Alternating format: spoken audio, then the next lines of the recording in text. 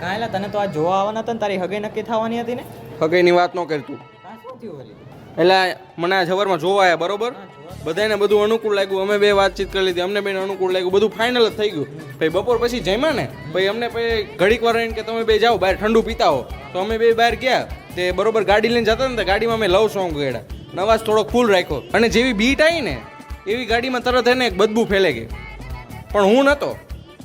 તો એ તો નોર્મલ વસ્તુ હે ને પણ હવે આપણે વૈધું કોણ હવે હા, એ તો- સમજી ગયા ને હા, એ તો પણ નોર્મલ વસ્તુ હે ને અને નામ મારું આવ્યું લે એ તો નો ચાલે ને યાર એ ના મારું સામાન ખવાય ને હું આપડતો તો એને એમ થાય કે લે આ તો આપણું હાલે એમ ના એ કોઈ પોવાય જ નહીં આપણે અને હા કહી દીધું હોત કે ના ભાઈ હું તો આપણે થોડા કંઈ કહી દેવાના હતા કે એ તો નોર્મલ વસ્તુ છે અને પાદે તો બધા હા